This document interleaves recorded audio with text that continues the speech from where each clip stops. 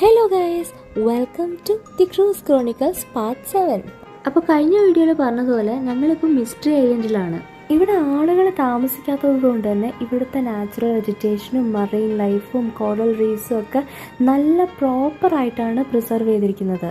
ഇവിടെ വന്നു കഴിഞ്ഞാൽ most of the people will do snorkelling. കാരണം അത്രയ്ക്കും ബ്യൂട്ടിഫുൾ ആണ് ഇവിടുത്തെ മറൈൻ ലൈഫും കോറൽസും ഒക്കെ കാണാനായിട്ട്.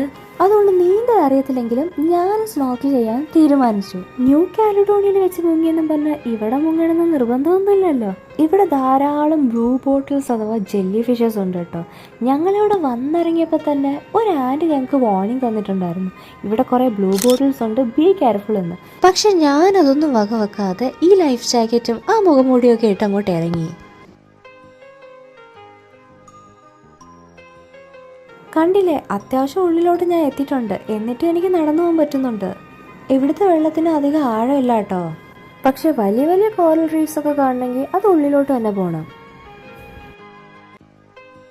ഈ പോകുന്ന ഞാൻ അറിയുന്നില്ലല്ലോ എന്നെയും ഒരു ജെല്ലി ഫിഷ് അറ്റാക്ക് ചെയ്യുന്നുള്ളത്. എനിക്കൊന്ന് മുങ്ങിയത് മാത്രമേ ഓർമ്മയുള്ളൂ. എൻ്റെ കയ്യിലില്ല കട്ടുറുമ്പിനെക്കാട്ടിലും ഒരു 100 മടങ്ങ് കാഠിന്യത്തിൽ എന്തോ ഒന്ന് കടിച്ചതുപോലെ. ആ സൈക്കോ ചെടി എൻ്റെ ഹസ്ബൻഡിനെയാണ് കേട്ടോ. കയ്യൊക്കെ അങ്ങ് കഴയ്ക്കുമായിരുന്നേ.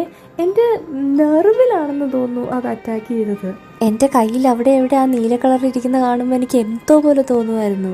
ഇത് എന്നെ മാത്രമല്ല കേട്ടോ അറ്റാക്ക് ചെയ്യുന്നത്, പലരെ അറ്റാക്ക് ചെയ്തിട്ടുണ്ട്. പക്ഷെ എന്നെ അറ്റാക്ക് ചെയ്തത് കുറച്ച് സെൻസിറ്റീവ് ആയിട്ടുള്ള ഏരിയ ആയതുകൊണ്ട് എനിക്ക് നല്ല രീതിക്ക് വേദന എടുക്കുന്നുണ്ട്. എൻ്റെ ഹസ്ബൻഡിന് അപ്പോഴും വീഡിയോ എടുത്താൽ മതി.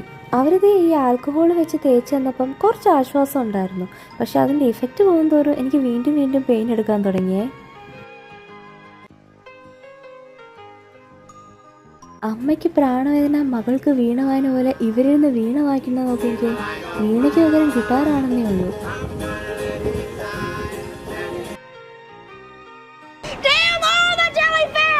അതെ, ഫ്രണ്ട്സിലെ മോണിക്ക് അറ്റാക്ക് ചെയ്തപ്പോൾ ഞാൻ ഇത്രയും പ്രതീക്ഷിച്ചില്ല. ഏതായാലും ആ അറ്റാക്കിന് ശേഷം ഞാൻ അനാവശ്യത്തിനും ഞാൻ കെയർഫുൾ ആയിരുന്നു കേട്ടോ. അതല്ലേലും അങ്ങനെ എക്സ്പീരിയൻസിലൂടെ നമ്മൾ പഠിക്കും എന്ന് കരുതി ഞാൻ സ്നോർക്കിൾ ചെയ്യാമെന്ന് വരുന്നില്ല. ഇതിനു മുന്നേ ഞാൻ ഇറങ്ങിയിട്ടുണ്ടായിരുന്നു. അപ്പോൾ ഈ വീഡിയോയിൽ അത്രയൊക്കെയുള്ളൂ ഗൈസ്. കൂടുതൽ ക്രൂസ് വിശേഷങ്ങളുമായിട്ട് ഞാൻ നെക്സ്റ്റ് വീഡിയോയിൽ വരാമേ. Till then Tata.